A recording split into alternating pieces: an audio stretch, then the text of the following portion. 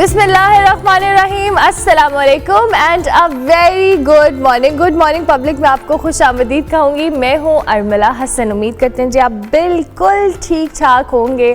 आपको तो मैंने अपनी अगली लाइन स्किप कर दी है, मज़े में होंगे, क्योंकि ये बिल्कुल आजकल हम मज़े में नहीं है। सुबह सुबह आपको स्मॉग में जब आना पड़ता है बड़ा मसला हो रहा है जी। मुझे तो बहुत हो रहा है। मुझे लाहौरियों से शदीद हमदर्दी है, अपने आप से भी हमदर्दी है, और वो तमाम लोग जो घरों से निकलते हैं इतनी स्मॉग में, उनसे शदीद हमदर्दी का मैं इज़हार बार बार करूँगी, क्योंकि हमसे तो कोई और हमदर्दी करने को तैयार नहीं है कि वो हमसे हमदर्दी करे और हमारे इस मेजर मसले को समझे कि हम कितनी शदीद स्मॉग के अंदर मौजूद हैं। अलबत्ता हम खुद ही कर सकते हैं, जो कर सकते हैं एहतियात ही है। आप तरह बस सही है। अच्छा जी, ज़्यादा भी नहीं बोल सकती। कभी कभी ना मैं भूल जाती हूँ कि मैं सुबह सुबह एक मॉर्निंग शो होस्ट कर रही होती हूँ, क्योंकि समटाइम्स आपके अंदर का जो एक पाकिस्तानी होता है या पंजाबी होता है वो बाहर आता है, और फिर आपको गुस्सा आ रहा होता है कि अब हम कैसे अपनी गुस्से का इजहार करें। लेकिन ज़ाहिर है हर चीज़ की कुछ ना कुछ रिक्वायरमेंट होती है जी। साथ साथ पॉलिटिकल सिनेरियो पे गुफ्तगू करेंगे जी। स्मॉग की सूरत हाल अभी तक बरकरार है, लेकिन हुकूमत और PTI के दरमियान जो तवील अरसे से सियासी जंग जारी है, इसका मैच का फाइनल जो कह लें ये तहरीक इंसाफ के बकौल होगा। तारीख सामने आ गई है। बानी PTI ने गुज़िश्ता रोज़ 24 नवंबर की फाइनल कॉल दे दी है। तहरीक इंसाफ ने कहा है कि वो उस वक्त तक वापस नहीं आएंगे जब तक बानी PTI को रिहा नहीं किया जाता। इस्लामाबाद की तरफ जी मार्च करने का फैसला किया है, और फैसला कुन मार्च के लिए जो बानी PTI है उन्होंने कमेटी भी कायम कर दी है। ताहम जो वकील हैं PTI के फैसल चौधरी साहब, उनके मुताबिक कमेटी के नाम मंजर आम पर नहीं लाए जाएंगे ताकि उन्हें गिरफ्तार ना कर लिया जाए। हुकूमत बज़ाहिर तो यही कह रही है कि उन्हें PTI के एहतजाज से कोई ख़तरा नहीं है, लेकिन अब देखना ये होगा कि जो एहतजाज की कॉल है, और इससे पहले भी हमने जो डील है और ढील है इसकी टर्म्स हमने सुनी है। तहरीक इंसाफ जो पहले हमने देखा है कि आर या पार के दावे कर चुकी है, और अगर हम बात करें अली मीन गंडापुर साहब की, तो वो कई जगहों पर ये मेंशन कर चुके हैं जी कि अब हम सर पर कफन बांध के निकलेंगे और ये होगा तो वो होगा। अब ये देखना है कि जो वाकई फाइनल कॉल दी गई है 24 नवंबर को, इसमें क्या सूरत हाल होगी और क्या वाकई तहरीक इंसाफ बानी PTI को रिहा करवा पाएगी इस्लामाबाद की तरफ मार्च करके। अच्छा जी, दूसरी जानिब एक अहम खबर ये भी है कि पंजाब असेंबली ने जी लंदन में साबिक चीफ जस्टिस काजी फाइज ईसा साहब की गाड़ी पर हमले के खिलाफ करारदाद जो है वो मंजूर कर ली है, और सूबाई असम्बली में पेश गई करारदाद में एक सियासी जमात ने कहा गया है कि मनसूबाबंदी करके लंदन में इंतशार पसंदी की है। और दूसरी तरफ जब हम देख रहे हैं कि इस वक्त जो मुस्लिम लीग नून की अहम क़यादत है, जिसमें वज़ीर आला पंजाब है मियाँ मोहम्मद नवाज शरीफ हैं, ख्वाजा आसिफ हैं, वो बैरून मुल्क मौजूद हैं, और वहाँ पर भी उनको जो कह लें खासा तंग किया जा रहा है मुख्तलिफ जगहों पर। और हमने देखिए कुछ वीडियोज़ भी आई हैं। 24 नवंबर को लेकर जो तहरीक इंसाफ ने फाइनल एहतजाज की कॉल दी है, इस हवाले से तज्जिया ले लेते हैं। हमारे साथ मुजम्मिल सोहरवर्दी साहब मौजूद हैं, उनको हम खुश आमदीद कहेंगे। Thank you very much Muzammil साहब, बहुत शुक्रिया आपके वक्त का। ये जो तहरीक इंसाफ की तरफ से 24 नवंबर की कॉल दी गई है, सबसे पहले तो इस कॉल के हवाले से कहिएगा कि क्या वाकई ये जो फाइनल कॉल है तहरीक इंसाफ की तरफ से? नहीं, मैं इसको फाइनल कॉल नहीं समझता। मेरे ख्याल में ऐसी कई कॉल्स आती रहेंगी और हर कॉल को फाइनल कॉल ही कहा जाएगा, क्योंकि जो अहदाफ इस कॉल के उन्होंने मुकर्रर किए हैं वो इस कॉल के नतीजे में पूरे होते अभी मुल्क में उसका माहौल नज़र नहीं आ रहा। वो 26वीं आईनी तरमीम को ख़त्म करवाना चाहते हैं। उसके तो एक रास्ता है कि अदालत ख़त्म कर दे, एक रास्ता है कि पार्लियामान ख़त्म कर दे, एक रास्ता है कि अवामी ताकत पार्लियामान और अदलिया दोनों को उठा के घर भेज दे।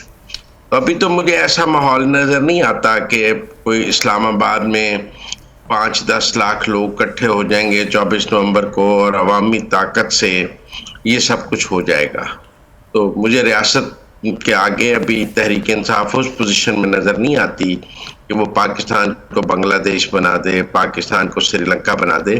अभी पाकिस्तान में ना बांग्लादेश और ना श्रीलंका का कोई माहौल नहीं है, लिहाजा मुझे ये फाइनल कॉल जो है वो ना कामयाब होती नज़र नहीं आती। नतीजतन और भी कई कॉल्स आएंगी। नतीजतन और भी कई कॉल जाएंगे। अच्छा, तहरीक इंसाफ के ये जो 24 नवंबर की तारीख दी गई है मुजम्मिल साहब, इससे पहले भी तहरीक इंसाफ ने कई जगहों पर ये मेंशन किया, लास्ट इनफैक्ट जो इनका एहतजाज था जिसमें बहुत क्यास भी हुआ, जिसमें इनकी जो लीडरशिप है वो हमें कुछ गायब भी नज़र आई, कुछ अपने कारकुनान को छोड़ के KPK हाउस भी चले गए।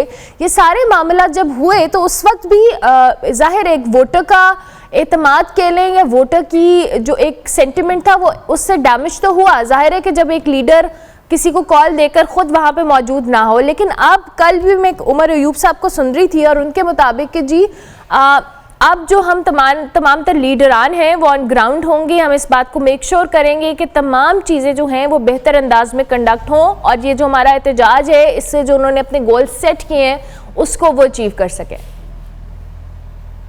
देखिए, मैं तहरीक इंसाफ को दो हिस्सों में देखता हूँ। एक ओवरसीज तहरीक इंसाफ है जिसके गुस्से का, जिसकी नाराजगी का आप सोशल मीडिया पर जिक्र करती हैं कि लीडरशिप मौजूद नहीं थी, वो बड़े नाराज हुए और उन्होंने अपनी लीडरशिप को बहुत कोसा, उनको बहुत बुरा भला कहा। ये ओवरसीज सोशल मीडिया की तहरीक इंसाफ है। मुझे नहीं लगता पाकिस्तान की तहरीक इंसाफ में किसी ने उनको कोसा, क्योंकि उनमें से वहाँ खुद कौन मौजूद था जो वो अपनी लीडरशिप पर तो तभी तनकीद की जाए ना जब आप खुद वहाँ मौजूद हों। तो मेरे नहीं ख्याल में कि को पाकिस्तान के अंदर से लीडरशिप पर तनकीद है। जो पाकिस्तान से बाहर बैठे हैं वो यकीनन मर जाओ, मार जाओ, तबाह कर दो, आग लगा दो की पॉलिसी चाहते हैं, जबकि पाकिस्तान के अंदर ये मुमकिन नहीं है।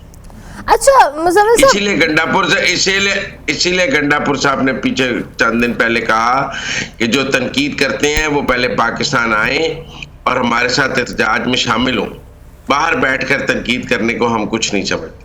अच्छा मुजम्मिल साहब, अब तहरीक इंसाफ के इंटरनल मैटर्स भी तो इतने ज़्यादा ऑब्वियस हो गए हैं ना कि इख्तलाफात हों तो ज़ाहिर है वोटर भी सोचता है कि जिस पार्टी के ऊपर हम इतना एतमाद भी कर रहे हैं, उनका जो सपोर्टर है, जाहिर है जब अंदरूनी इख्तलाफात इतने ऑब्वियस होकर सामने आते हैं तो उसके बाद सपोर्टर का एतमाद भी हिलता है। डू यू थिंक कि ये जो अंदरूनी इख्तलाफात हैं ये बहुत ज़्यादा अब खुलकर आ रहे हैं, जिसमें चाहे गंडापुर साहब की स्टेटमेंट हो या बैरिस्टर गौहर की हो या बैरिस्टर साफ की हो?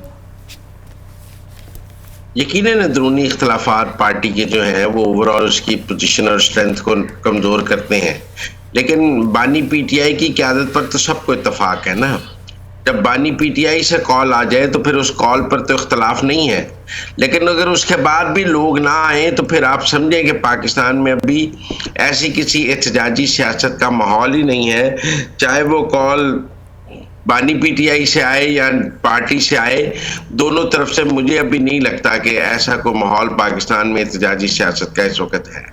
अच्छा, PTI के कुछ सीनियर रहनुमा भी ये खबरों में है कि वो इस एहतजाज की कॉल से नाखुश हैं और उनके मुताबिक ये जो 24 नवंबर की एहतजाज की कॉल दी गई है ये सिक्योरिटी या लॉजिस्टिक मसाइल तो अपनी जगह उनके मुताबिक मौजूद हैं, वो नाखुश भी हैं, आमादा करने के लिए कोशिश है उनकी कि इसको एक्सटेंड किया जाए या आगे फर्दर लेके जाया जाए। डू यू थिंक कि जो सीनियर क़यादत सोच रही है PTI की वो ठीक है कि जल्दबाजी में फैसला किया गया है? देखिए, सलमान अकरम राजा साहब कह रहे हैं कि तसादुम की सियासत जो है वो तहरीक इंसाफ को नुकसान पहुंचाएगी और वो ट्रैप है तहरीक इंसाफ को फंसाने का, और मैं समझता हूँ वो ठीक बात कर रहे हैं, इसीलिए आजकल उनको बहुत साइडलाइन भी किया जा रहा है।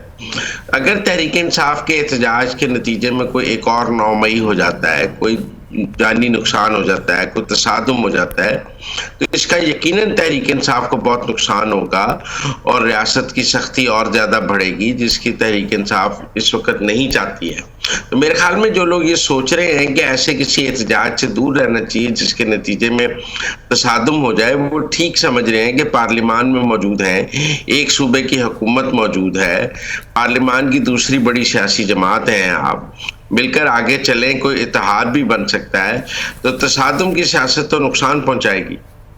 ठीक है, तसादुम की सियासत नुकसान पहुंचाएगी। अच्छा, लंदन में इस वक्त जो है मियां मोहम्मद नवाज शरीफ साहब हों, वज़ीर आला पंजाब मरीम नवाज साहिबा हों, ख्वाजा आसिफ हों, और इस सारे दौरे के दौरान हमने देखा है कि मियां मोहम्मद नवाज शरीफ साहब भी बहुत खुलकर तनकीद कर रहे हैं और माजी की गलतियों के हवाले से बात कर रहे हैं और एक मज़ामती बयानिया कह लें या अपनी चीज़ों को डिस्कस कर रहे हैं। और दूसरी जानिब वहाँ पर जो हमने मनाजिर भी देखे हैं कि ख्वाजा आसिफ के ऊपर भी आवाज़ें, उनको गालियाँ दिया जाना, और ये सारी बड़ी अफसोसनाक मनाजिर हम देख रहे हैं क्या समझते हैं जी? और जाहिर है ये वही सिस्टम है कि रिपीट होता चला जा रहा है ये साइकिल। देखिए, मैं इसको कोई अवामी रद्द-ए-अमल नहीं समझता, क्योंकि अवामी रद्द-ए-अमल के लिए तो अवाम होनी चाहिए। अगर कहीं देखें, कुछ 3 लाख पाकिस्तानी जो हैं वो लंदन में रहते हैं, कुछ 16 लाख पाकिस्तानी यूके में रहते हैं। अगर तो एहतजाज में को 5, 10,000, 15,000, 20,000, 25,000 पाकिस्तानी मौजूद हों तो हम कहेंगे जी अवामी एहतजाज है। अगर कोई एक आदमी सड़क पर खड़े होकर गालियां निकाल रहा है तो वो सियासी दहशतगर्दी है। वो एक सियासी जमात ने अपने कारकुन को भेज के वीडियो बनाई है और वो नामालूम है, वो अपना चेहरा भी देने को तैयार नहीं है कि मैं ये काम कर रहा हूँ, वो अपनी शनाख्त बताने को तैयार नहीं है। मैं इसको पॉलिटिकल टेररिज्म समझता हूँ। और मेरे ख्याल में जो ओवरसीज में आप सड़कों पर करते हैं फिर उसका जवाब आपको पाकिस्तान में मिलता है। और पर जब पाकिस्तान में सख्ती होती है तो आप कहते हैं हम तो बड़े बेकसूर हैं, हम मासूम हैं। फिर जो आप लंदन में फसल बोते हैं उसकी फसल तो आपने लाहौर में काटनी है ना, फिर लाहौर की सड़कों पर। अच्छा, लेकिन आपको लगता है कि ये चले, ये तो लंदन की बात है, जो पाकिस्तान के अंदर अवाम मौजूद है वो भी कुछ इतनी ज़्यादा खुश नहीं है? क्योंकि ज़ाहिर है, अभी मैं पंजाब की बात कर रही हूँ, हम मुख्तलिफ जगहों पे भी, हम जब न्यूज़ में भी देख रहे हैं, हमारे रिपोर्टर्स कवर भी कर रहे हैं, वज़ीर आला पंजाब इस वक्त उधर मौजूद हैं, चाहे वो इलाज की गर्ज से हैं, फिर मरियम औरंगज़ेब साहिबा हों, ये सारे लोग अगर बाहर मौजूद हैं। और पंजाब के अंदर स्पेसिफिकली स्मॉग, मुज़म्मिल साहब, एक बहुत बड़ा मसला है जिसको हम सब भुगत रहे हैं कहीं ना कहीं। इस पर आवाम का रिएक्शन कुछ अच्छा खास हौसला अफजा नहीं है, लाहौर में भी या पाकिस्तान की भी बात करें। मैं आपसे मुत्तफिक हूँ इस बात पर, लेकिन आप ये समझेंगे आपने जिनके नाम लिए अगर वो लाहौर आ जाए तो स्मॉग खत्म हो जाएगी। लेकिन सर वो रिप्रेजेंटेटिव तो है ना, सर वो रिप्रेजेंटेटिव तो है ना। सिस्टम तो काम कर रहा है। सवाल ये है कि क्या इस स्मॉग में भी क्या लोग अपनी धुआं छोड़ती गाड़ियां बंद करने को तैयार हैं? क्या हम अपनी धुआं छोड़ती मोटरसाइकिलें बंद करने को तैयार हैं? लेकिन सर इस पे, सॉरी कतई कलामी की माजरत खाऊं, लेकिन ये काम तो इदारों ने भी करना है, सिस्टम ने भी करना है, उन्होंने भी रोक, क्योंकि जाहिर है एज ए नेशन तो हमारा बिहेवियर ऐसा ही है। लेकिन जब एक चीज़ मैनेज होने के लिए मैनेजमेंट मौजूद ही नहीं है तो फिर आवाम तो नाखुश होगी ना। नहीं, अब गाड़ियां बंद की जाए, देखें लोगों को अपनी भी जिम्मेदारी है। सांस आपको नहीं आ रहा ना, तो जिम्मेदारी आपकी भी है कि आपने इस माहौल को ठीक करना है, इसको दरख्त काटने नहीं है, लोगों को ठीक करना। जब तक अवाम अपनी जिम्मेदारी नहीं अदा करेंगे, हुकूमत भी अपनी जिम्मेदारी नहीं अदा कर सकती। अब देखिए ना, हम कई सालों से कह रहे हैं कि पूरी दुनिया में मार्केटें 6 बजे बंद हो जाती हैं, पाकिस्तान में क्यों रात 11-12 बजे तक खुली रहती हैं? अब हाईकोर्ट ने ऑर्डर किया तो 8 बजे तक बंद है, तो फिर भी ताजर एहतजाज कर रहे हैं। पूरी दुनिया में रेस्टोरेंट 8 बजे बंद हो जाते हैं, हमारे यहाँ रात 12 बजे तक क्यों खुले रहते हैं? फिर पूरी दुनिया में पब्लिक ट्रांसपोर्ट का सिस्टम है। हमने जब यहाँ पब्लिक ट्रांसपोर्ट बनानी शुरू की तो आपको पता है अदालतों ने ऑरेंज लाइन पे 1-1 साल स्टे दिए रखा और गाली बना दिया हमने रेड लाइन ऑरेंज लाइन को कि ये बनाना तो बहुत जुल्म है। जब तक आप पब्लिक ट्रांसपोर्ट नहीं बनाएंगे तब तक आप स्मॉग से भी नहीं लड़ सकते हैं। मेरी तो नाक़िस अक्ल यही कहती है कि ये काम तो सारा गवर्नमेंट का है या इदारों का है। बाकी आप बेहतर तौर पर समझते हैं, आपका पॉइंट ऑफ व्यू है, लेकिन मैं थोड़ा सा इससे डिसएग्री कर रही हूँ। लेकिन आपका बहुत शुक्रिया कि आपने सुबह सुबह वक्त दिया। मुज़म्मिल सहरवर्दी साहब हमारे साथ मौजूद थे, अपना तज्ज़िया दे रहे थे। हम ब्रेक लेते हैं, ब्रेक के बाद वापस आते हैं।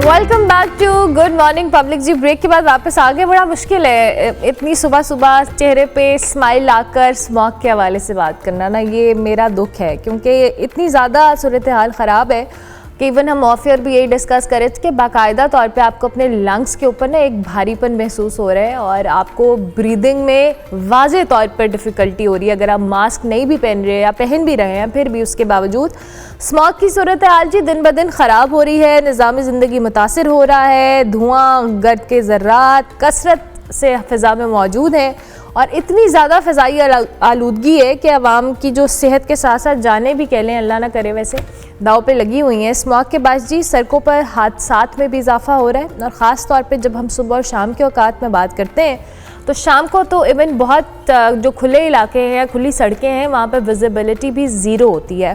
तो इस सारी सूरत हाल पे कहाँ पे हैं लोग, क्या कर रहे हैं, क्या हो रहा है? वैसे तो अभी अभी हमने ताज़ा एक बात सुनी है कि जी उनके यहाँ होने से, जो मैनेजमेंट है उनके यहाँ होने से स्मॉग कम नहीं होगी, लेकिन आई वंडर कि हम अभी भी ये सोच रहे हैं कि उनके होने या ना होने से कम होगी, क्योंकि एक्चुअली में फ़र्क तो पड़ता है ना कि जब एक सूबे का वज़ीर आला हो या जो माहौलियात डिपार्टमेंट की रिप्रेजेंटेटिव हो यहाँ पे ना हो और आवाम जो है लाहौर की वो स्मॉग में सांस ले रही हो, ये मैटर तो करता है। खैर, कहीं ना कहीं नताशा हमारे साथ मौजूद है। Natasha, thank you very much. I hope आप ठीक हैं। आपको माजरत के साथ हम स्मॉग के अंदर तकलीफ़ दे रहे हैं कि जी आप स्मॉग में हमें रिपोर्ट करें, लेकिन ज़ाहिर है हमने लोगों को भी आगाह करना है और आप काम तो कर रही हैं, तो हमें ज़रा बताएं कि क्या सूरत हाल है जी स्मॉग की। स्मॉग की सूरत हाल आप ना ही पूछो तो ज़्यादा बेहतर होगा, बिकॉज़ इस कदर स्मॉग ज़्यादा है कि इस मौसम में सांस लेना भी मुश्किल होता जा रहा है और ऐसे लगता है कि जैसे शेल्स चल रहे हैं और जैसे आप वाटर कैनन्स के बाद इस्तेमाल किया जाता है चीज़ों को। और इसके साथ साथ स्मॉग बहुत ज़्यादा मुसलसल बढ़ती जा रही है, कम होने की बजाय। हालांकि हुकूमत की जानिब से इक़दामात भी किए जा रहे हैं, लेकिन वो इक़दामात हमें बेसूद होते हुए दिखाई दे रहे हैं। आज भी शहर लाहौर फ़िज़ाई आलूदगी की फ़हरिस्त में पहले नंबर पर है और आज जो फ़िज़ाई आलूदगी रिकॉर्ड की गई है वो तकरीबन 750 के करीब है और ये 750, 700, 800 इंडेक्स रहना ये मामूल की बात पर आ गया हुआ है और शहरियों को काफ़ी ज़्यादा मुश्किलात का सामना करना पड़ रहा है, क्योंकि ये अभी शहरियों को लग रहा है कि शायद फ़ोग है। ये तो ये फ़ोग नहीं, फ़ोग और स्मोक मिक्स होकर जो हमें हद निगाह है वो भी कम होती हुई दिखाई दे रही है और जैसे ही हद निगाह कम होती है तो जाहिर सी बात है हादसात में भी इजाफा हो जाता है और इसके साथ साथ जो मोटरवे है उसको भी बंद कर दिया जाता है। रात से ही चूँकि फ़ोग जो है, फ़ोग और स्मोक का सिलसिला शुरू हो जाता है, तो रात से ही मोटरवे भी बंद है और अभी तक मोटरवे को ट्रैफिक के लिए बंद रखा गया है। मोटरवे M2, M3 लाहौर से सियालकोट और मोटरवे M4 को भी बंद ही रखा गया है। इस वक्त तक अगर हम बात करें तो 9:30 बजे के बाद मोटरवे को खोलना शुरू कर देते हैं जो हुकाम है मोटरवे के, लेकिन आज चूँकि फ़ोग और स्मोक बहुत ज़्यादा है और हद निगाह भी तकरीबन कम होकर 20 मीटर के करीब ऑलमोस्ट रह गई है और मोटरवे को अभी तक खोला नहीं गया है। अगर मोटरवे को खोलते हैं तो हद निगाह कम होने की वजह से हादसात भी मुसलसल ज़्यादा होते जा रहे हैं और हम आए रोज़ देख रहे हैं कि हादसात ज़्यादा हो रहे हैं जैसे जैसे दिन गुजर रहे हैं और जो खुनकी का मौसम है वो करीब आ रहा है, फ़ोग और स्मोक ज़्यादा होती जा रही है, तो हादसात ज़्यादा होते जा रहे हैं जिससे जानी नुकसान भी हो रहा है और साथ साथ माली नुकसान भी हो रहा है। तो लिहाजा शहरियों को ये चाहिए कि घरों से गैर ज़रूरी ना निकलें। सफ़र करना है तो किसी ज़रूरी काम वैसे जो कर रहे हैं बेचारे शहरी अपने तौर पे ही कर रहे हैं, घरों में बंद भी हैं, वर्क फ्रॉम होम भी कर रहे हैं, स्कूल्स भी बंद हैं, बच्चे भी घर पे हैं, लेकिन उसके बावजूद स्मॉग तो अपनी जगह पे मौजूद है। अच्छा, मैंने सुना था once upon a time there was a green lockdown, वो ग्रीन लॉकडाउन का क्या सूरत हाल है, क्या अपडेट है, क्या वाकई लोग उस पर अमल दरामद कर रहे हैं या नहीं कर रहे?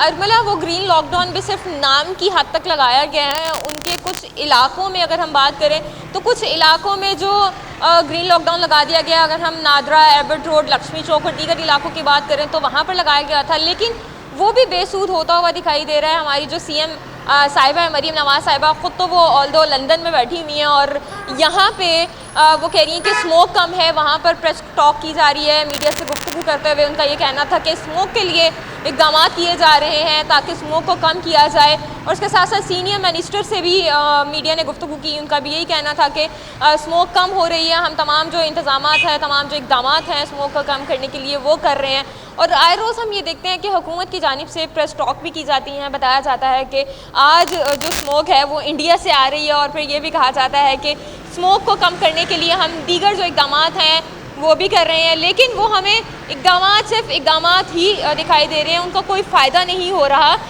मेरे ख़्याल से ये जो इक़दाम आप स्मोक के सिचुएशन में करते हैं, स्मोक के सीज़न में करते हैं, वो यही इक़दाम अगर हम सीज़न शुरू होने से पहले कर लें तो ये तमाम जो सिचुएशन का हमें सामना करना पड़ रहा है ये अभी ना करना पड़े।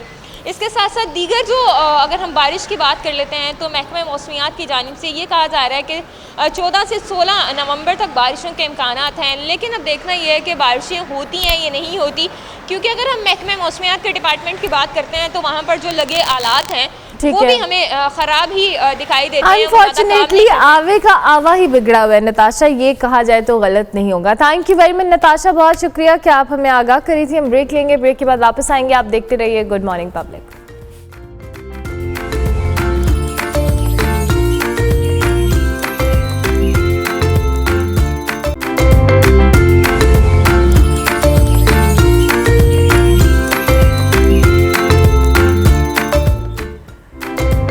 Welcome back to good morning public ji. Break के बाद वापस आ गए। कुछ क्रिकेट की बात करेंगे। चैंपियंस ट्रॉफी जो कि पाकिस्तान होस्ट करने जा रहा है, इंडिया पता नहीं क्यों इतना रिलक्टेंट है और पीसीबी इस बार बहुत ही स्ट्रॉन्ग स्टैंड अपनाए हुए है कि ये जो मामला है इसको किसी नतीजा खेज चीज़ के ऊपर ख़त्म करना है। चैंपियंस ट्रॉफी में जी भारत की शिरकत से इनकार का मामला अब एक कंट्रोवर्सी बनता चला जा रहा है, जिसके चलते पीसीबी की जानिब से आईसीसी को खत लिखा गया। इस खत में पीसीबी ने कुछ अहम सवालात भी उठाए हैं जो कि बहुत ही वैलिड सवालात हैं और पीसीबी ने ये पूछा है आईसीसी से कि भारतीय क्रिकेट बोर्ड ने उन्हें कब आगाह किया कि वो चैंपियंस ट्रॉफी जो पाकिस्तान में होने जा रही है उसमें शिरकत नहीं करेंगे। और साथ साथ ये भी सवाल उठाया गया है कि क्या ये जो इनकार है या शिरकत ना करने का मामला है, क्या इसे तहरीरी तौर पर भारत क्रिकेट बोर्ड है उसकी तरफ से दिया गया था। और पीसीबी ने यह भी दरख्वास्त की है कि उन्हें भारतीय क्रिकेट बोर्ड की जो माजरत की तहरीरी कॉपी है वो भी फराहम की जाए ताकि वो इस फैसले के पस मंज़र पर वजूहात का जायज़ा ले सकें। और ये भी सवाल उठाए कि भारतीय क्रिकेट बोर्ड ने आखिर मौक़िफ़ क्या इख्तियार किया है कि वो पाकिस्तान में होने वाली चैंपियंस ट्रॉफी उसमें शिरकत नहीं करेंगे। इन सवालात के जवाबात तो अभी तक फ़िलहाल नहीं मिले, लेकिन जो पाकिस्तानी कौम है और टीम है वो दोनों ही भारत की मेज़बानी के लिए तैयार है। लेकिन इसके बावजूद भारत क्यों रिलक्टेंट है, समझ से बाहर है, उस बिल्कुल वैलिड है और ऐसे ही होना चाहिए। देखें, हम एक इंडिपेंडेंट मुल्क हैं और अगर मैं थोड़ा सा आपको पीछे लेकर जाऊं तो मैं ये समझता हूं कि जिस वक्त हमने एशिया कप में ये हाइब्रिड मॉडल दिया था, शायद ये उसी वक्त हमने वो गलती कर ली थी, क्योंकि उस वक्त भी काफ़ी एनालिस्ट ये बात करते थे और हम भी ये बहुत करते थे कि ये पाकिस्तान का स्टांस इस वक्त गलत है, क्योंकि अगर हमने ये रास्ता इंडिया को दिखा दिया तो ये चैंपियंस ट्रॉफी में भी पाकिस्तान के लिए प्रॉब्लम क्रिएट करेगा। लेकिन बहरहाल अब भी पीसीबी को इस स्टांस को बड़ा मजबूत रखना चाहिए और अगर इंडिया नहीं आता तो कोई हर्ज नहीं है, क्रिकेट को जो है वो चलती रहेगी। अगर मैं आपको पीछे लेकर जाऊं तो एक वक्त ऐसा था कि जब ऑस्ट्रेलिया ने श्रीलंका जाने से इनकार कर दिया था और ऑस्ट्रेलिया श्रीलंका नहीं गया था, उसके बावजूद वर्ल्ड कप चलता रहा और ऑस्ट्रेलिया को उन मैचेस के पॉइंट्स नहीं मिले थे। तो मेरा ख्याल है यही होना चाहिए। अगर इंडिया नहीं आना चाहता तो ना आए, चैंपियंस ट्रॉफी होनी चाहिए। और अब ये भी एक प्रपोजल गया हुआ है कि अगर इंडिया नहीं आता तो बाकी दो मुल्कों को ये ऑप्शन दिए जाएंगे, श्रीलंका को और वेस्ट इंडीज को, कि अगर वो खेलना चाहते हैं तो वो चैंपियंस ट्रॉफी में उनमें से कोई एक टीम आ सकती है। तो मेरा ख्याल है इस ट्रेडिशन को आगे लेकर चलना चाहिए और ये प्रेसिडेंट नहीं बनाना चाहिए कि अगर कोई मुल्क चाहे तो दूसरे मुल्क में ना जाए। और हम सब जानते हैं कि इंडिया ये जो हरकत कर रहा है ये पाकिस्तान के लिए कर रहा है और पाकिस्तान को मॉनेटरी लॉस देने के लिए कर रहा है, क्योंकि हम सब जानते हैं कि इस चैंपियंस ट्रॉफी में पाकिस्तान के रेवेन्यूज आएंगे, पाकिस्तान को एक मॉनेटरी गेन होगा जो इंडिया कभी भी नहीं चाहता कि पाकिस्तान को ये मिले। आप देखें कि इंडिया के हॉकी टीम पाकिस्तान आ सकती है, इंडिया के दूसरे प्लेयर्स आ सकते हैं, एससीओ में इंडिया के जो है फॉरेन मिनिस्टर पाकिस्तान आ सकते हैं, तो फिर इंडिया की टीम, क्रिकेट टीम, खास तौर पर क्रिकेट टीम पाकिस्तान क्यों नहीं आ सकती। और ये ना सिर्फ ये है कि पाकिस्तानी अवाम इंडियंस को देखना चाहते हैं, बल्कि इंडियंस भी चाहते हैं कि वो पाकिस्तान और इंडिया के दरमियान मैचेस को देखें, क्योंकि पूरी दुनिया इन मैचेस का इंतजार करती है। तो मैं समझता हूँ ये सिर्फ और सिर्फ इंडिया की हरधर्मी है और इसको इस मौके पर ब्रेक करना चाहिए पीसीबी को और आईसीसी को मिलकर। ये बड़ा वैलिड पॉइंट आपने कहा है कि जब हॉकी टीम आ सकती है, एससीओ के लिए उनके वजीर खारजा आ सकते हैं, हर तरह से उनको सिक्योरिटी हर चीज़ प्रोवाइड की जाती है। इवन अब बाकी हम जिन टीम्स की बात कर रहे हैं काशिफ साहब, बड़ी टीम्स हैं, इंग्लैंड है, ऑस्ट्रेलिया है, सब लोग आ रहे हैं जो भी है, और यहाँ पर खेल भी रहे हैं और बड़े पुरसकून अंदाज में खेलते हैं, उनको कोई ऐसा मसला नहीं है। पाकिस्तानी क्रिकेट बोर्ड हो या पाकिस्तानी कौम हो, बड़ा वेलकम करती है, उन्हें प्रॉपर चीज़ें होती। फिर इंडिया के पास क्या रीज़न है?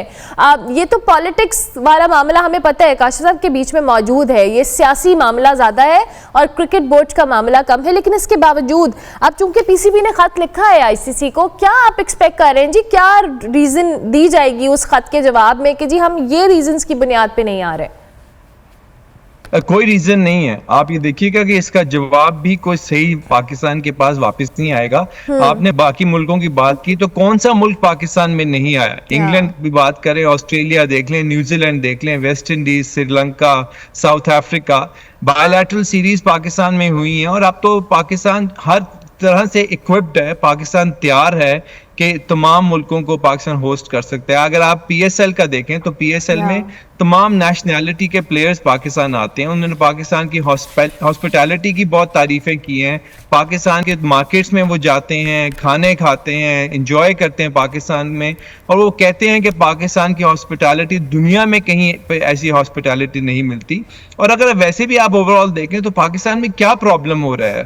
तमाम किस्म की कॉन्फ्रेंस पाकिस्तान में हो रही है, दुनिया के ममालिक के सदूर पाकिस्तान में आ रहे हैं, और पाकिस्तान जो क्रिकेटर्स हैं खास तौर पर उनको प्रेसिडेंशियल जो सिक्योरिटी है वो मुहैया करते हैं। Best of the best hotels में पाकिस्तान में ठहराया जाता है।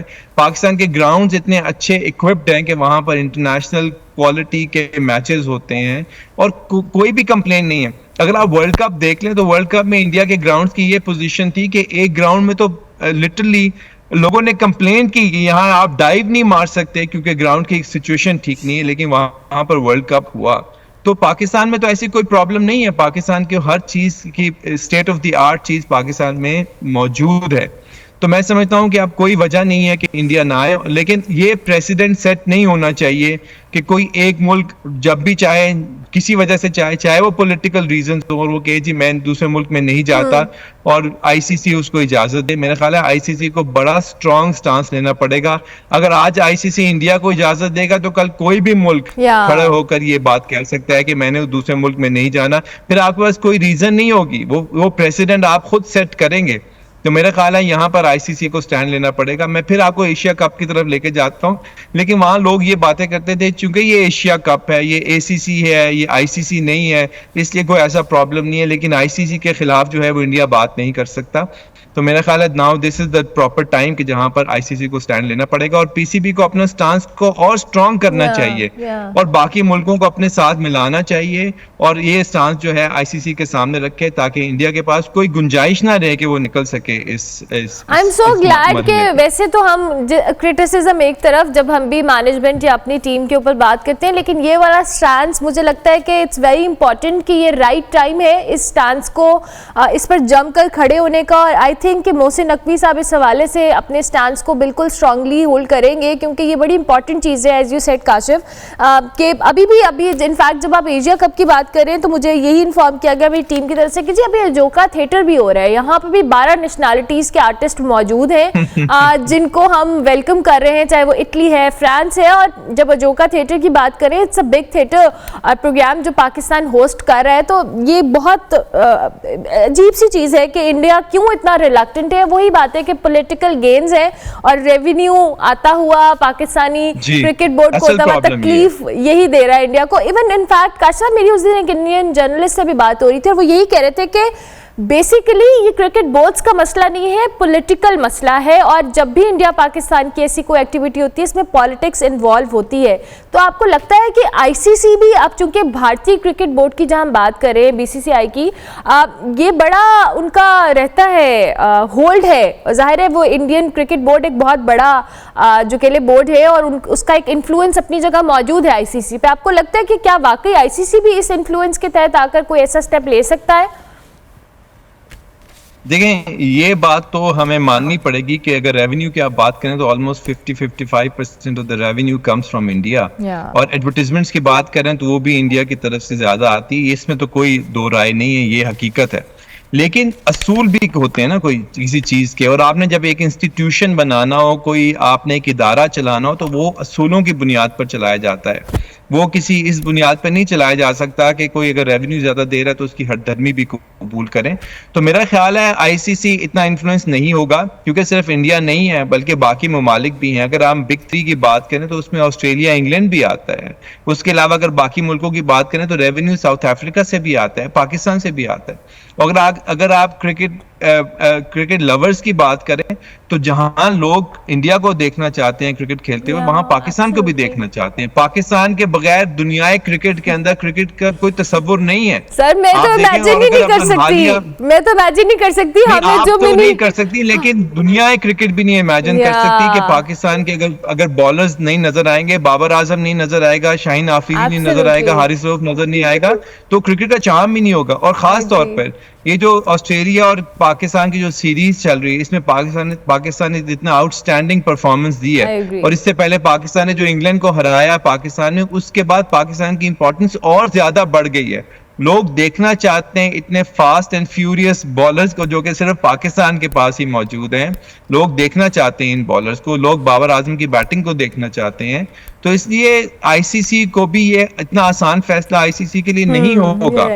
पाकिस्तान को दुनिया क्रिकेट से कोई भी एलिमिनेट नहीं कर सकता। अगर इंडिया का ये ख्याल है तो इंडिया का ये ख्याल जो है सिर्फ ख्याल ही रहेगा, ऐसा मुमकिन नहीं है। पाकिस्तान ने हमेशा कमबैक किया और बड़ा स्ट्रॉन्ग कमबैक किया। इस बार काशिफ साहब हमारा कमबैक बड़ा टाइमली हुआ है। दैट्स व्हाट आई बिलीव कि जो ऑस्ट्रेलिया के साथ हमारी सीरीज में जो हमने कमबैक किया है, चाहे वो बाबर है या हारिस रऊफ है या ओवरऑल हमारी टीम है, उसने बड़े अच्छे टाइमली कमबैक किया है, ताकि रजिस्टर हो जाए कि आप अगर एलिमिनेट करने का या इसके बगैर करने का सोच रहे हैं तो ये आपकी खाम ख्याली है। राइट, ऐसे ही है बिल्कुल। अगर आप देखेंगे इंशाल्लाह आज से जो सीरीज शुरू होने लगी है T20 की, उसमें पाकिस्तान बड़ा स्ट्रांगली कमबैक करेगा और पाकिस्तान ये सीरीज भी इंशाल्लाह ऑस्ट्रेलिया से जीतेगा, क्योंकि ऑन कार्ड्स हमें नजर आ रहा है कि पाकिस्तान की सारी टीम एक तो जेल हुई है under the captaincy of Rizwan की कैप्टनसी इज एब्सोल्युटली आउटस्टैंडिंग। उसके अलावा हमने ये देखा कि सारे प्लेयर्स फॉर्म में, चाहे वो बैटर्स हों चाहे वो बॉलर्स हों, और इसलिए पाकिस्तान की इंशाल्लाह आपको ये इंशाल्लाह हम अभी बात नहीं करेंगे, नजर लग जाती है इस टीम को जब भी हम तारीफ करते हैं कुछ होता है। लेकिन thank you very much Kashif साहब, बहुत शुक्रिया कि आपने अर्ली इन द मॉर्निंग हमें ज्वाइन किया। स्पोर्ट्स जर्नलिस्ट काशिफ शबीर साहब हमारे साथ मौजूद थे जी। आज ऑस्ट्रेलिया और पाकिस्तान के जो T20 सीरीज है उसका आगाज होने जा रहा है, लेकिन इंडिया अगर ये सोच रहा है कि पाकिस्तान चैंपियंस ट्रॉफी होस्ट कर रहा है और उसके बगैर हम कर सकते हैं, लेकिन वो हमारे बगैर क्रिकेट को नहीं सोच सकते, तो ये बड़ी इंपॉर्टेंट बात काशिफ साहब ने की है। हम ब्रेक लेंगे, ब्रेक के बाद वापस आएंगे।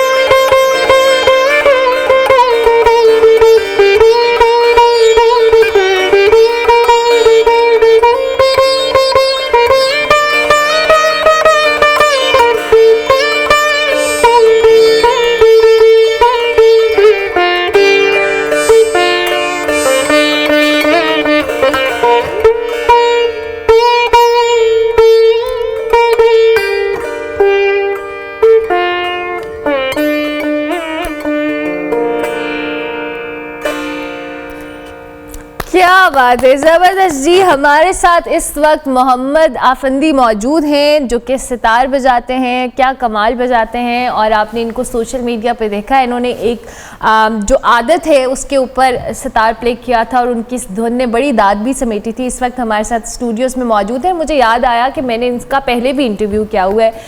तो thank you very much Mohammad, कैसे हैं आप? ठीक है, बहुत शुक्रिया इनवाइट करने का और इट्स ऑलवेज़ अ प्लेजर।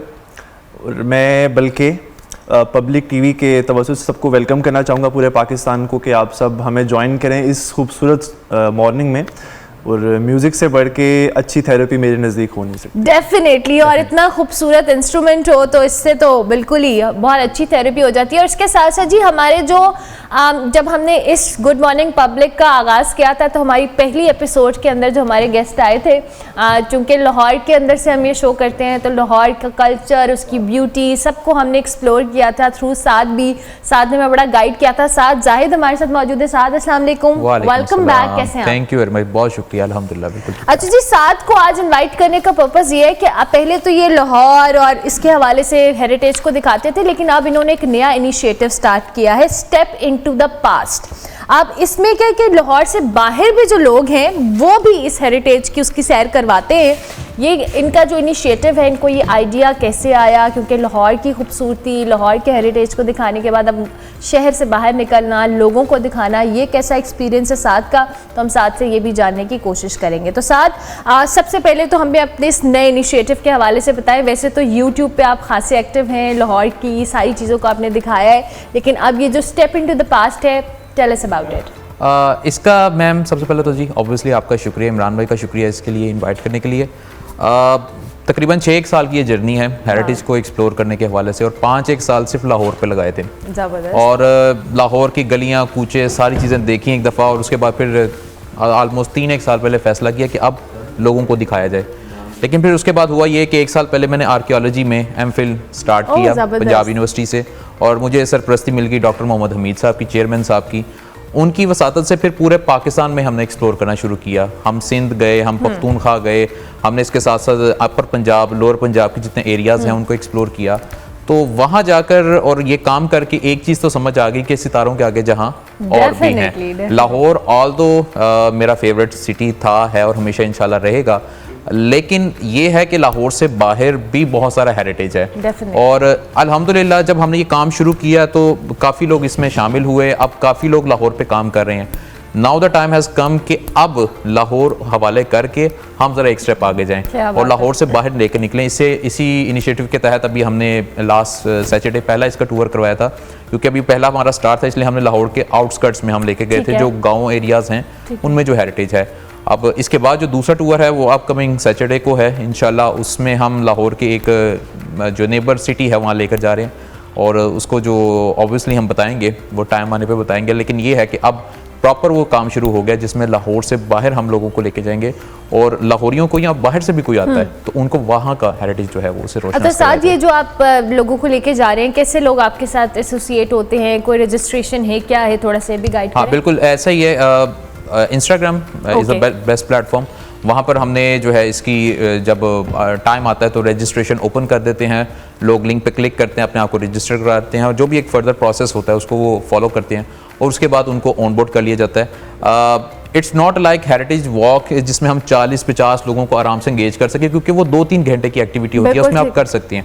लेकिन जब आप एक टूर अरेंज करें and it's a pure study tour कि जहाँ पर आपने स्टडी करने जाना है, तो वहाँ पर आप इतने लोगों को एंगेज नहीं कर सकते। लिहाजा हमने अभी सिर्फ 14-15 लोगों की इसमें स्लॉट रखी हुई है, उन्हीं को लेके जाते हैं।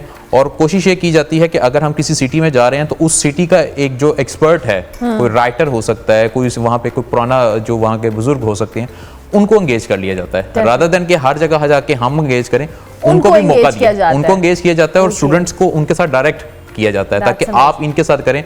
और उस मौके के ऊपर मैं खुद भी एज अ स्टूडेंट ही वहाँ पे जाता हूँ सीखने के लिए, क्या वो क्या कह रहे हैं उनसे सीखा, क्योंकि जाहिर है आप भी एक्सप्लोर कर रहे होते हैं साथ साथ। That's amazing. अच्छा जी मोहम्मद, चूँकि आजकल की जनरेशन, जब हम यंग लोगों की बात करते हैं, गिटार, ड्रम्स, पियानो, ये इंस्ट्रूमेंट्स पे ज़्यादा फोकस होता है। Sitar is like a very old school but a very different and very good instrument. लेकिन आपने इसको चूज़ क्यों किया और कब से आपका ये जर्नी सितार के साथ जुड़ा हुआ है?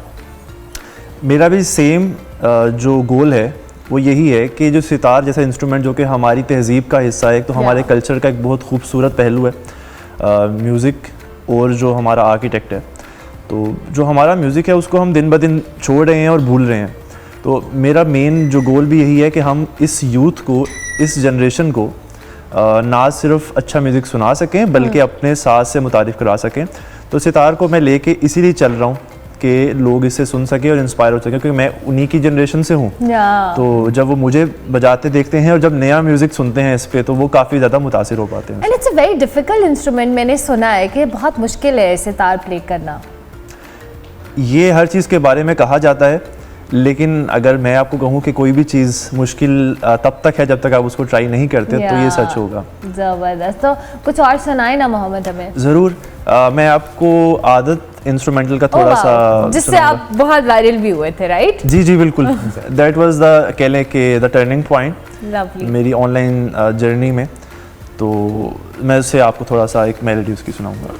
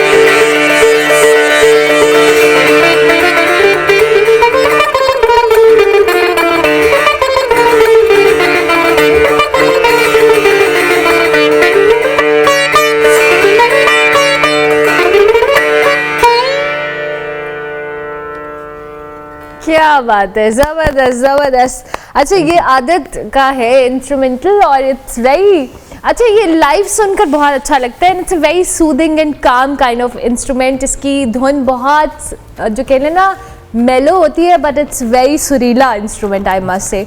अच्छा साद, चूँकि अब हेरिटेज की हम बात कर रहे हैं, आपने लाहौर का तो बताया, मैं जानना चाहूँगी कि आपका पर्सनल फेवरेट हेरिटेज क्या है और क्यों है? अब तक की जो जर्नी है, तकरीबन मैं उस दिन कैलकुलेट कर रहा था 8 किस्म के हेरिटेज जो हैं वो मैंने एक्सप्लोर किया, उनको डॉक्यूमेंट किया, उन पर वीडियोस बनाया। उसमें मुस्लिम हमारा हेरिटेज आ जाता है, उसको भी सब कैटेगरी कर लें तो उसमें मुगल्स आ जाते हैं, और उसके अलावा जो प्रिंसली स्टेट्स थी उनके बनाए हुए, फिर हिंदू हेरिटेज है, जैन हेरिटेज है, पारसी है, ब्रिटिश है, और इस तरीके से एक लंबी लिस्ट बन जाती है। लेकिन इसमें मैम जो मेरा अब तक का जो 6 साल का एक मैं क्रक्स निकाला हूँ और उस पर नतीजे पे पहुँचा हूँ, तो मेरा जो पर्सनल फेवरेट अब आके बना है वो ब्रिटिश हेरिटेज बना है। British, okay. हाँ जी, उसके 3 बेसिक रीजंस हैं जो उसको बहुत ज़्यादा मुमताज़ बनाती हैं। पहली बात तो ये है कि कंपैरेटिवली अगर आप ये हेरिटेज देखें तो in Lahore and overall the Pakistan की अगर हम बात करें तो ये काफ़ी बेहतर हालत में होता है। उसकी वजह ये भी है कि ये 100-150 साल पुराना होता है। आप लाहौर पे माल रोड के ऊपर जो वॉक करते हैं तो लेफ़्ट एंड राइट जितनी साइड्स आप देखें बहुत बेहतर हालत में मौजूद हैं। एक तो ये बात। सेकेंडली, जितनी भी आप ये समझ लीजिए ये इमारतें बनाई गई थी ब्रिटिश राज के दौरान, ये जिस मकसद के लिए बनाई गई थी आज भी उसी मकसद के लिए इस्तेमाल हो रही हैं। लाहौर म्यूजियम 1885 में भी लाहौर म्यूजियम था, आज भी वही है। GPO वही बनाया गया था, आज भी उसी तरह यूज़ हो रहा है। पंजाब असम्बली को आप देख लें, इसी तरीके से लाहौर हाई कोर्ट की बिल्डिंग्स देख रहे हैं, या पूरे पाकिस्तान में अगर आप ट्रैवल करते हैं तो जो बिल्डिंग जिस पर्पज़ के लिए बनाई गई स्टिल अभी तक वही यूज़ हो रही है, उसको कन्वर्जन नहीं किया गया। और तीसरी चीज़ जो इसको बाकी सबसे डिफरेंट करती है वो ये है कि मुग़ल मोनूमेंट्स को आप देखें, या इवन आगे आप चले जाएं पंजाब राज की तरफ आ जाएं, उस दौर में जो मोनूमेंट्स बने थे उनका कहीं ना कहीं ताल्लुक जो है वो सिर्फ़ और सिर्फ बादशाह या उसकी फैमिली से था। मकबरे देख लें, बागात देख लें, उनके महल्लात देख लें, या उस तरह की जो भी चीज़ें बनाई गई वो कहीं ना कहीं अपनी फैमिली एंड ऑल दैट उन लोगों की हवाले से होता था। या एक सेकंड स्टेप ये आ जाता है कि मजहबी इबादत गाहें, मस्जिद वगैरह। बिल्कुल ठीक है। अवामुन नास के लिए कोई मेरी कोशिश थी कि मैं तलाश करूं कि जो प्योर अवामी मफाद के लिए बिल्डिंग्स बनाई गई हों उस दौर में जो आज भी यूज़ हो रही हों। आप इन तमाम बिल्डिंग्स को देख लें, ये आज के दौर में महज पिकनिक पॉइंट्स हैं जहाँ पर आप जा सकते हैं, वहाँ पर आप सुबह से लेकर शाम तक एंजॉय कर सकते हैं, एंड दैट्स इट। इसके अलावा अगर आप कहें कि पब्लिक वेलफेयर के लिए इनमें से कोई प्योर बिल्डिंग एग्जिस्ट कर रही हो और यूज़ हो रही हो, मेरे तलाश करने पे नहीं मिल पाई। तो क्योंकि ये तीनों चीज़ें ब्रिटिश हेरिटेज के अंदर हमें नज़र आती हैं, so that's why I come to this point कि अब मेरा जो फेवरेट है वो यही है, और आगे भी मैं जब परस्यू करूंगा तो इसी हेरिटेज में ब्रिटिश हेरिटेज को परस्यू। अच्छा सर, वैसे आपके ब्लॉग्स देखे जाएं तो आप ऐसी ऐसी जगहों पे जाते हैं जहाँ पे नॉर्मली एक्सेस लेना बड़ा मुश्किल होता है, तो मैं ज़रूर जानना चाहूँगी कि इतनी जो इम्पोर्टेंट साइट्स हैं उनके ऊपर आपको एक्सेस कैसे मिलती है, how do you go there, आप इसको जो कह ले कैप्चर करते हैं? ये एक मोस्ट आस्किंग क्वेश्चन है मेरे से कि अक्सर मुझे DMs में ये क्वेश्चन आते हैं कि हम फलानी जगह पे आपकी वीडियो देखे गए, हमें एक्सेस नहीं मिला। अच्छा, इसके पीछे 2-3 चीज़ें हो सकती हैं। एक तो ये है कि हर जगह की कुछ लीगैलिटीज़ होती हैं, परमिशंस होती हैं, उसको अव्वल तो आपको फॉलो करना होता है। उसको फॉलो किए बगैर आप ये एक्सपेक्ट करें कि आप दरवाजे पे जाके खड़े होकर कहें कि मुझे अंदर आने दें, और जबकि वो एक इंपॉर्टेंट साइड है तो ये पॉसिबल नहीं हो सकता। लेट्स से कि गुरुद्वारा है ना, दैट उसमें आपको नहीं इजाज़त मिल सकती। दूसरी बात यह है कि हमारे यहाँ एक ट्रेंड चल पड़ा है जो मेरा ख्याल है कि लोगों को अंदाज़ा नहीं हो पा रहा, कि हमारे यहाँ हर चीज़ में कैमरा लेकर जाकर उसको रिकॉर्ड करना, और अंदर माजत के साथ मैं वर्ड यूज़ कर रहा हूँ, घुस जाना ज़बरदस्ती और उसको करना, प्राइवेसी को बहुत ब्रीच करते हैं। देखें, हमारा एक घर है, हमारे घर में कोई कैमरा लेकर आ जाएगा, हम बर्दाश्त नहीं कर सकते, बिल्कुल भी नहीं। तो जब आप उसके साथ ये कर रहे हैं तो आप इस चीज़ का क्यों ख्याल नहीं कर रहे हैं? तो अव्वल तो आपने ये कैमरा एंड ऑल दैट इसको पहले आपने साइड पर रखना। आप लेके जाए, मैं भी लेके जाता हूँ, लेकिन डायरेक्ट जाके उसके आगे खड़े हो जाना, फॉर द परमिशन, आप किसी का कंसेंट ले लें, और ज़रूरी नहीं है कि हर जगह जाके आप अपना इंट्रोडक्शन यूट्यूबर के तौर पर करवाएं। मैं जहाँ पे भी जाता हूँ, मैं 6 साल मैं आपको बताया कि जर्नी है, मैं आज भी कहीं पे जाके मैं हमेशा यही कहता हूँ, मैं स्टूडेंट हूँ आर्कियोलॉजी का, हिस्ट्री का, और मेरा शौक है ये तारीखी इमारतें। तो आप मुझे इस बारे में कुछ बताएं। जब हम उनको थोड़ा प्रोटोकॉल दे देंगे और उनको ज़रा ये चीज़ करवाएंगे कि आप एक बच्चा, एक स्टूडेंट आपके पास खुद आया पूछने के लिए, 99.99% चांस है वो आपके घर के दरवाजे अपने लिए आपके लिए खोल देंगे। आप अंदर भी आएंगे, आपको वो खुद दिखाएंगे। और माजरत के साथ हमारे यहाँ कई लोग जो है ना वो स्टोरी टेलिंग में चले जाते हैं, कुछ हिस्टोरिकल फैक्ट गलत भी बता रहे होते हैं। ज़रूरी नहीं है उस टाइम पर उनको टोका जाए और उनको बताया जाए कि नहीं, क्योंकि उनके एक बड़ों से एक सिलसिला वो चलता आ रहा है, 6 नस्लों से वो कहानी एक सुन रहे हैं। आप जाके फौरन कहेंगे नहीं नहीं ऐसा नहीं है, किताबों में ये नहीं लिखा हुआ, तो वो गुस्सा करेंगे, ऑफेंड होंगे। लिहाजा आपने उनको ऑफेंड नहीं करना, उनको प्रोटोकॉल दें और उनको बताएं कि हम स्टूडेंट हैं, हम आपसे। मैंने इस फार्मूले के तहत अभी तक 250-300 साइट्स की हैं और फर्दर इसी तरीके से चले जा रहे हैं। और अगर आपने भी अगर करना है तो आप इसको फॉलो करें, आप मेक श्योर कीजिएगा कि इस चीज़ में कभी कैमरे को ना यूज करें। कैमरे को नहीं, आप पहले परमिशन और कंसेंट किसी का लें। नॉर्मली ये सिर्फ साइट्स की बात नहीं है, इन जनरल भी हम आम जगहों पे भी जब जाते हैं, इवन मैंने उस दिन देखा कि एक रेस्टोरेंट में एक कोई सेलिब्रिटी बैठे हुए थे, वो कैमरा खोल के वो मौसूफ गए और डायरेक्ट उनके मुंह के आगे रख दिया है और वो ऑफेंड हो गए। हालांकि अगर आप यही बात उनसे कैमरा नीचे करके पूछ लेते कि मैंने आपसे पिक्चर लेनी है, तो शायद वो आपको इजाज़त भी देते। वो इतने ऑफेंड हुए कि उन्होंने कहा कि नहीं जी मेरी प्राइवेसी है, मैं अपना फैमिली के साथ डिनर कर रहा हूँ। तो that's how you should behave. ये बड़ा इंपॉर्टेंट साथ ने बात की, और अगर ये विजिट करें, इस फॉर्मूले के तहत करें, तो यू मस्ट फॉलो दैट। अच्छा मोहम्मद, अब आप मुझे ये बताएं कि हर आर्टिस्ट या जो भी कोई इंस्ट्रूमेंट आप प्ले करें तो उसका कोई टारगेट या गोल सेट किया होता है कि मैंने अपनी लाइफ में ये अचीव करना है। What are your goals? अगर मैं अपने साज की बात करूं तो अभी शुरू में आपने जैसे कहा कि गिटार, ड्रम्स और पियानो एंड ऑल दैट, तो जो यूथ है वो इसको बजाते हुए बड़ा कंफर्टेबल फील करती है and they feel proud. Although के they are not really our heritage, जो हमारे कल्चर का हिस्सा नहीं है, लेकिन ऐसा क्यों है?